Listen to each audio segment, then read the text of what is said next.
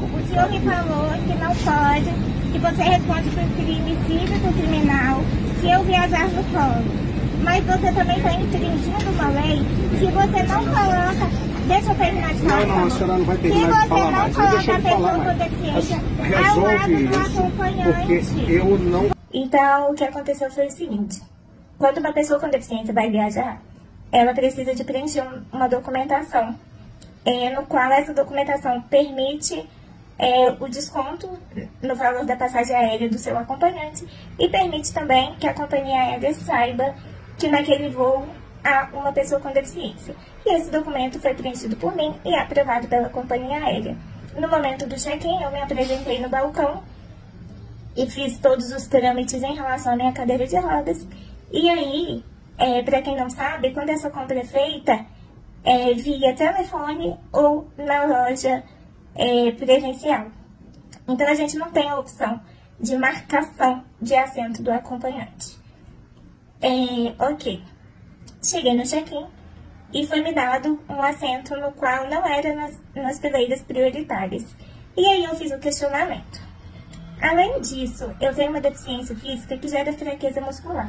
Então eu não tenho controle de tronco. Então eu tenho uma necessidade muito específica que é de sentar em um assento da janela. Porque eu me apoio naquela parede. E aí esse apoio me permite ter um equilíbrio melhor do meu tronco, me possibilitando de viajar. E no momento do check-in, mandaram eu solicitar a realocação de assentos com o comissário-chefe de bordo. Quando eu entrei no avião, eu fui conversar com esse comissário e desde o primeiro momento ele já foi muito ríspido e grosso comigo, falando que não havia possibilidade de troca de assento, visto que as pessoas já tinham pagado por aquele assento. E aí, gente, ok, mas existe uma coisa chamada prioridade.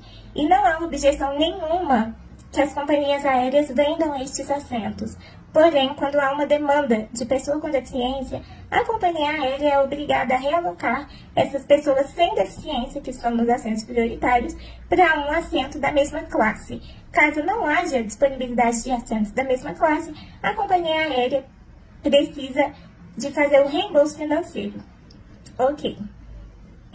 E aí, o comissário me colocou no cantinho e chamou todos os outros passageiros para embarcar.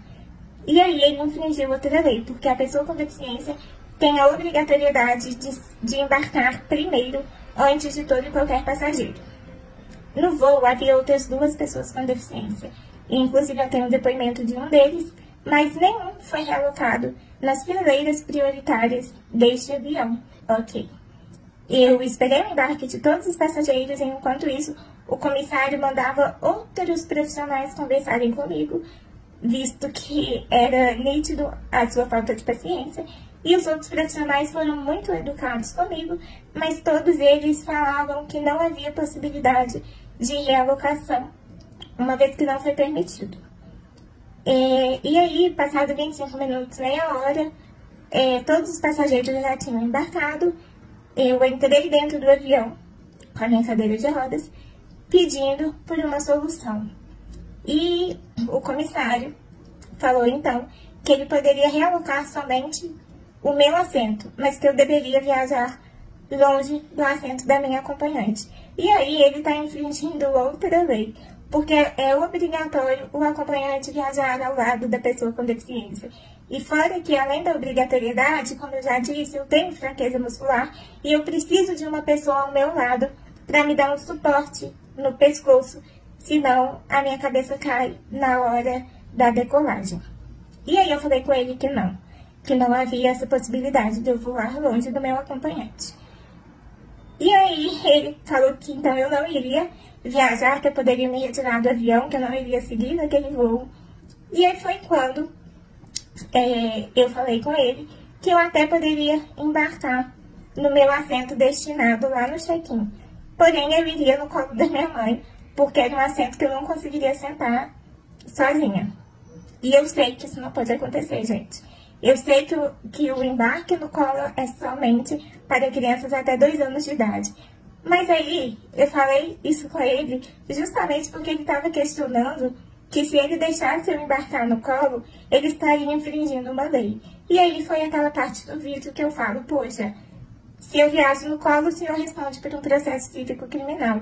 Mas se você infringe a lei da pessoa com deficiência de viajar ao lado do acompanhante dela, qual é a diferença, sabe? Por que não tá preocupado, né, em infringir a lei das pessoas com deficiência?